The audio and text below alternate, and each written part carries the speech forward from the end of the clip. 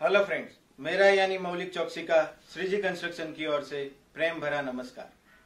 आज हम construction chemical industry में जो एकदम कॉमन टॉपिक है, पर जैसे छोटी चीज से या छोटी बचत से हमारी कंप्लीट सेविंग्स होती है, या छोटी चीज से हम एक बड़े मुकाम पे पहुंच सकते हैं, ऐसा एक टॉपिक जो बहुत कॉमन है पर बहुत इंपॉर्टेंट है, जिससे हम मेरा जो मिशन है, जिस पे आप सब लोग बहुत साथ सरकार से जुड़े हुए हो, जो healthy and leak proof India का मिशन है, उसमें आज मैं क्रैक कंक्रीट बिल्डिंग में कैसे क्रैक होती है, उसके क्या कारण होते हैं और वो कैसे रिपेयर किया जाना चाहिए, वो आप अभी डिस्प्ले पे देख सकते हो।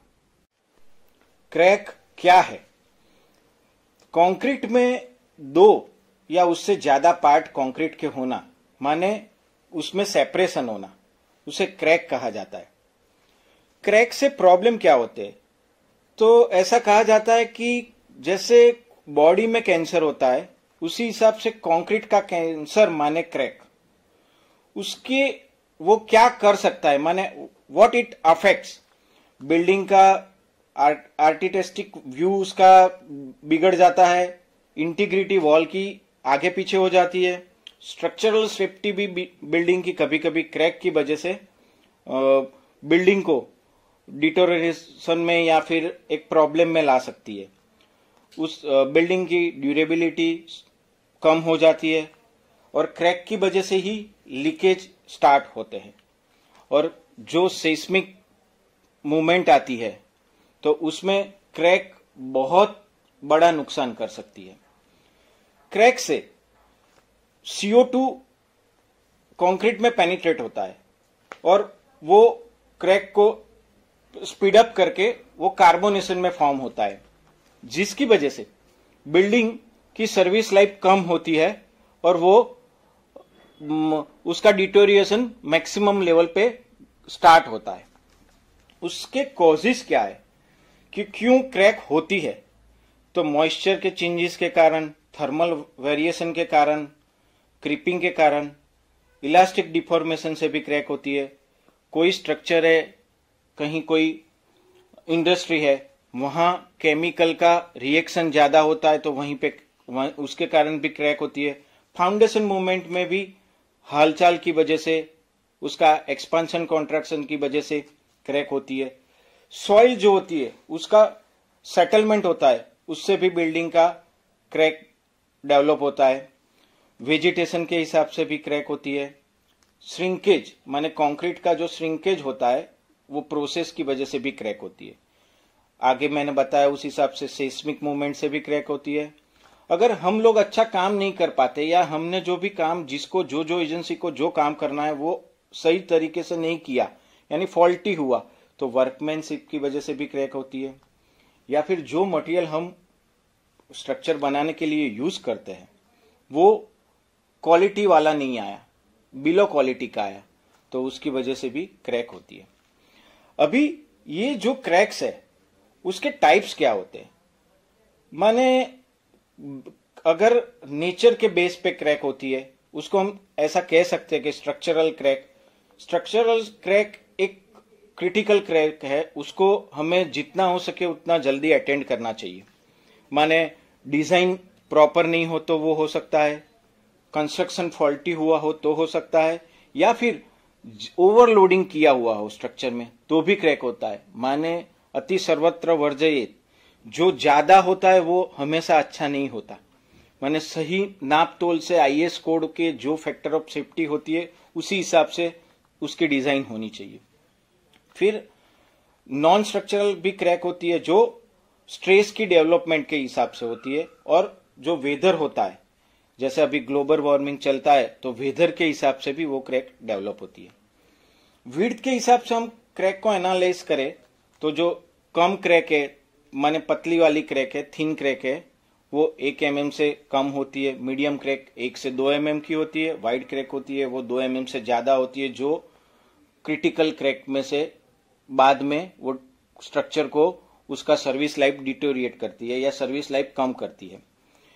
शेप से हम कोरिलेट करें क्रैक को तो स्ट्रेट क्रैक हो सकती है, वर्टिकल होती है, रैंडम भी हो सकती है, टू थर्ड भी होती है, डायगोनल या हॉरिजॉन्टल या स्टेप में क्रैक दिखती है।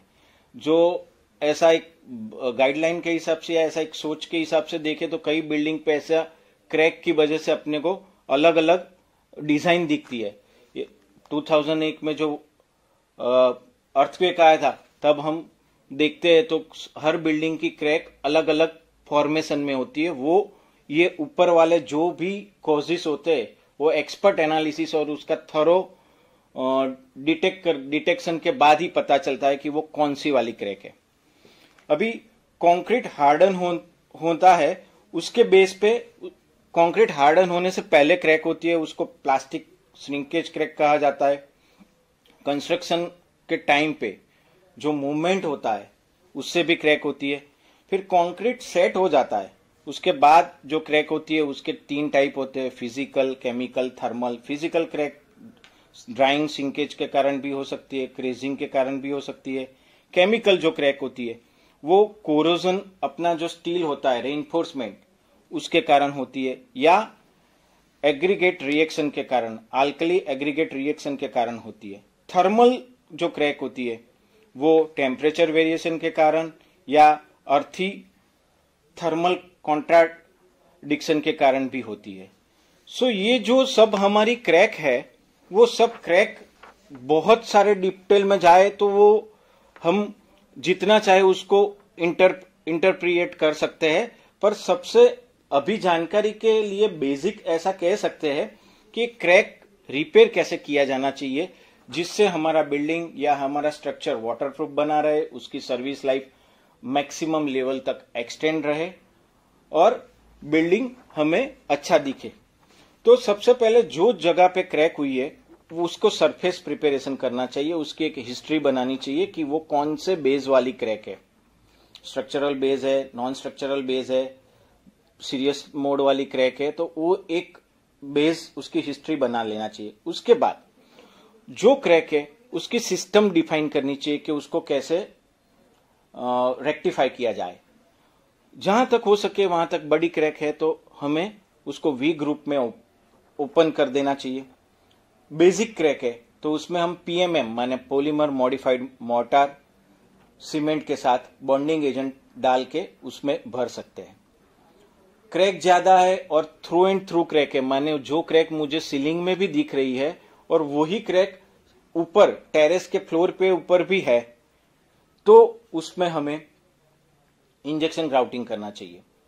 Non shrink free flow grout से हम कर सकते हैं या एपॉक्सी इंजेक्शन ग्राउटिंग से as per the site condition कर सकते हैं। हमें क्रैक फिलर से जो छोटी वाली क्रैक है उसको भर देना चाहिए।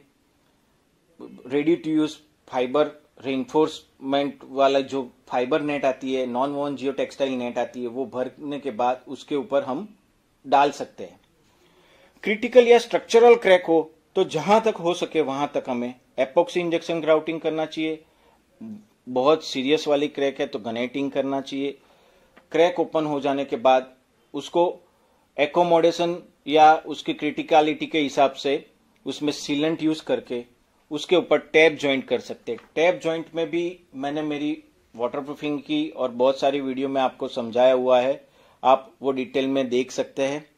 तो उसमें आप बेसिक लेवल पे फाइबर नेट लगा सकते हो, क्रैक से एक इंच दोनों साइड आप सैंडविच कोट करके, या फिर नॉन वोवन जियो टेक्सटाइल लगा सकते हो, या फिर एकदम हाई लेवल का बढ़िया सा मैक्सिमम सर्विस लाइफ देना चाहते हो तो आप उस पे advance tap joint sandwich coat करके लगा सकते हो। माने ये मेरा एक प्रयास था कि क्रैक रिपेयर कैसे किया जाना चाहिए, क्यों होती है, उसके कॉजेज क्या है, उससे कि बिल्डिंग का कहां तक का नुकसान हो सकता है। बहुत छोटी चीज है पर वो छोटी चीज ही बिल्डिंग को बहुत बढ़िया सा, बहुत कम पैसे में और छोटे से इन्वेस्टमेंट में बढ़िया रिजल्ट दे सकती है। आपने डिटेल में डिस्प्ले में देखा कि क्रैक क्या होती है, उसके कारण क्या होते हैं, उसमें रिपेयरिंग कैसे किया जाना चाहिए और क्यों रिपेयरिंग करना चाहिए कि जिससे वो छोटी सी क्रैक बिल्डिंग को कहां तक डिटोरिएट कर सकती है, या छोटी चीज की वजह से हमें क्या फाइनेंशियल नुकसान हो सकता है। सो आपको इसके लिए कोई भी जरूरियात हो या कुछ भी आपका क्वेरी हो तो आप मुझे मेरे वेबसाइट www.srijiwaterproofing.com पे लिख सकते हैं, या मेरे ईमेल आईडी info@srijiwaterproofing.com पे कुछ भेज सकते हैं। मेरा सेल फोन नंबर है 9824505181, उस पे भी आप व्हाट्सएप कर सकते हैं। और यहाँ कहीं मेरी साइड से कोई छोटा चीज छूट गया हो क्रैक के बारे में, तो भी आप मुझे बेझिझक उसके बारे में नोटिफाई कर सकते हैं। ये श्रीजी कंस्ट्रक्शन के माध्यम से मेरी जो यूट्यूब चैनल चल रही है, और वो मेरा जो भी मिशन है लीक प्रूफ और हेल्थी इंडिया में, वो आप डिटेल्स उसमें जान सकते हैं। So once again thank you, शुक्रिया, धन्यवाद। खुश रहे, मस्त रहे, पर अस्त व्यस्त न रहे। जय हिंद।